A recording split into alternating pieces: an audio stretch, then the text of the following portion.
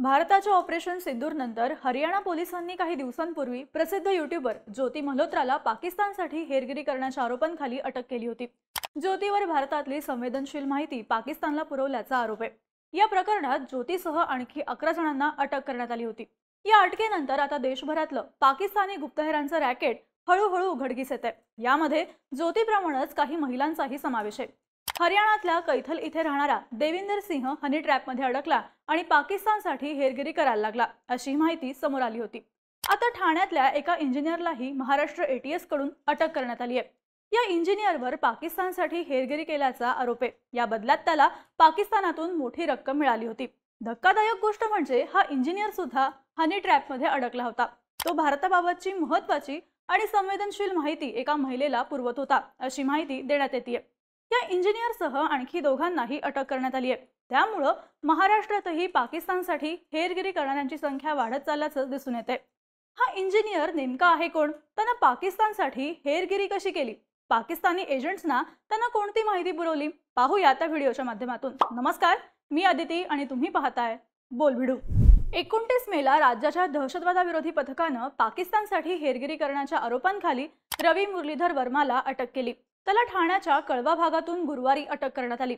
रवी वर्माच्या अटकेनंतर त्याची सखोल चौकशी करण्यात आली। या चौकशीत आणखी दोघांची नावं समोर आल्यानंतर त्या दोघांनाही अटक करण्यात आली आहे। आपण पाकिस्तानी एजंटना गुप्त माहिती देऊन देशविरोधी कृत्य करतोय याची जाणीव रवी वर्माला होती, तरीही त्यानं पाकिस्तानला माहिती पुरवल्याचं दहशतवाद विरोधी पथकानं म्हटलंय। रवी वर्मासह अटक केलेल्या दोघांवरही शासकीय गुपिते अधिनियमाच्या कलम 3(1)(ब), 5(अ) आणि भारतीय न्याय संहितेच्या कलम 61(2) अंतर्गत गुन्हा दाखल करण्यात आलाय। तसंच त्यांच्यावर UAPA अंतर्गतही गुन्हा दाखल करण्यात आलाय। आता हेरगिरीच्या आरोपांखाली अटक करण्यात आलेला रवी वर्मा आहे कोण, हेही समोर आलंय। 27 वर्षीय रवी वर्मा हा मुंबई डॉकयार्डमध्ये ज्युनियर इंजिनियर म्हणून काम करत होता। तिथं तो गेल्या 5 वर्षांपासून कंत्राटी पद्धतीनं कार्यरत होता। रवी वर्मा अविवाहित असून तो ठाण्यातल्या कळवा इथल्या आतकोनेश्वर नगरमध्ये एका इमारतीत राहत होता। तिथं तो आपल्या आईसोबत राहत असून त्याची बहीण गावी राहत असल्याची माहिती देण्यात आली आहे। इंजिनियर त्यातही डॉकयार्डमध्ये नोकरी करणारा रवी वर्मा पाकिस्तानी एजंट्सच्या संपर्कात कसा आला ते आता बघूयात। रवी वर्मा गेल्या वर्षी नोव्हेंबर महिन्यात फेसबुकवर एका तरुणीच्या संपर्कात आला। या दोघांमध्ये संवाद वाढल्यानंतर त्या तरुणीनं रवीला आपल्या जाळ्यात ओढायला सुरुवात केली। तिनं व्हॉट्सअपच्या माध्यमातून रवीशी जवळीक साधली। पायल शर्मा आणि इस्प्रित अशा नावांनी रवीला मेसेज केले जायचे। तसंच व्हॉट्सअप व्हिडिओ कॉल करूनही रवीला जाळ्यात अडकवण्यात आलं। हळूहळू रवीला प्रेमाच्या जाळ्यात अडकवून त्याला हनी ट्रॅप करण्यात आलं। रवी नेव्हल डॉकमध्ये काम करत असल्यामुळे आपल्याला युद्धनौका आणि त्यांच्या तंत्रज्ञानाबद्दल मोठी उत्सुकता असल्याचं रवीला पायल शर्माकडून सांगितलं जात होतं। रवी पूर्णपणे आपल्या हनी ट्रॅपमध्ये अडकलाय याची खात्री पटल्यानंतर हनी ट्रॅप करणाऱ्यांनी त्याची पाकिस्तानी एजंटशी ओळख करून दिली। या पाकिस्तानी एजंट्सकडून रवीला भारत सरकारच्या काही महत्त्वाच्या आणि संवेदनशील ठिकाणांची माहिती द्यायला सांगितलं। तेव्हापासून रवीनं ठाणे आणि मुंबईतल्या भारत सरकारनं प्रतिबंधित केलेल्या क्षेत्रांची माहिती या एजंट्सना पुरवायला सुरुवात केली। रवी वर्मानं नोव्हेंबर 2024 ते मार्च 2025 या काळात या क्षेत्रातली गोपनीय माहिती पाकिस्तानला पुरवल्याचं उघड झालंय। त्यानं मुंबईतल्या नौदल आणि ठाण्यातील संरक्षण क्षेत्राशी संबंधित संवेदनशील माहिती पाकिस्तानी एजंट्सना दिली होती। ही माहिती त्यानं फोटो आणि व्हिडिओद्वारे पाकिस्तानी गुप्तचर एजंटना पुरवल्याची माहिती देण्यात येते।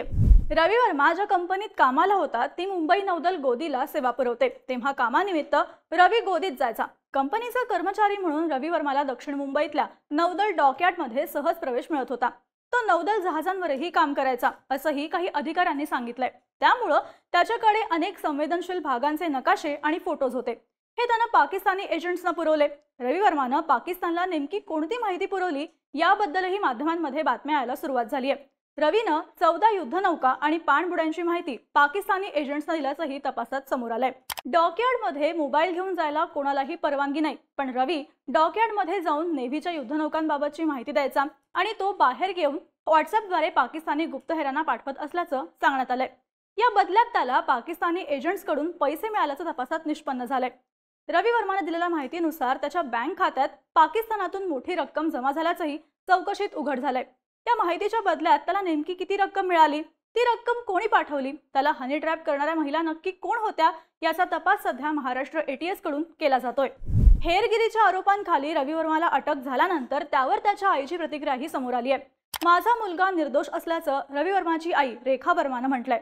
माझ्या मुलाला पोलिसांनी ताब्यात घेतल्यापासून माझं त्याच्याशी काहीही बोलणं झालेलं नाही. त्यानं मला फक्त एवढंच सांगितलं की तो फेसबुक बंद करेल. पोलिसांनी सुरुवातीला पासपोर्टचं कारण सांगून त्याला नेलं होतं, पण त्यानंतर एटीएसनं त्याला ताब्यात घेतलं. माझ्या मुलानं काहीच केलेलं नाही, तो निर्दोष आहे, असं रेखा वर्मा यांनी माध्यमांशी बोलताना म्हटलंय. तसंच काही दिवसांपूर्वी रवीचं लग्नही ठरलं होतं, पण आता एटीएसनं त्याला अटक केल्यामुळं त्याचं लग्नही मोडल्याची माहिती काही माध्यमांकडून देण्यात येते. विशेष म्हणजे अशा प्रकारच्या हनी ट्रॅपमध्ये अडकणारा रवी वर्मा हा काही पहिलाच तरुण नाही. यापूर्वीही महाराष्ट्रातल्या काही तरुणांना गोपनीय माहिती पाकिस्तानला पुरवण्याच्या आरोपांखाली अटक करण्यात आली आहे.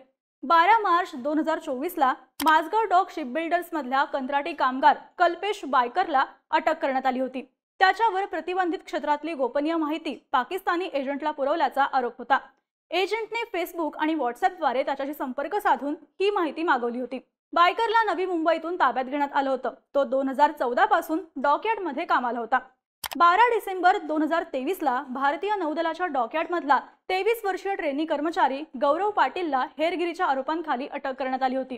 त्याच्यावर भारतीय नौदलाची गोपनीय आणि संवेदनशील माहिती पाकिस्तानी एजंट्सना पुरवल्याचा आरोप होता. एजंट्सना त्याला हनी ट्रॅपमध्ये अडकवून ते जहाजांची डिझाईन करणाऱ्या कंपनीचे कर्मचारी असल्याचं सांगितलं होतं. गौरव पाटीलनं या बदल्यात त्यांच्याकडून पैसेही घेतले होते. आता भारताच्या ऑपरेशन सिंदूर नंतर देशभरात पाकिस्तानी गुप्तचर यंत्रणेच्या रॅकेटचा खुलासा होताना दिसतोय. दिल्ली पोलिसांच्या विशेष पथकानं 29 मेला राजस्थानच्या गंगोरा गावातल्या 34 वर्षीय कासिमला अटक केली. कासिमवर भारतीय सैन्याची आणि सरकारी कार्यालयांची संवेदनशील माहिती पाकिस्तानी एजंट्सना पुरवल्याचा आरोप आहे. तो ही माहिती व्हॉट्सअपच्या माध्यमातून त्यांना पाठवत होता.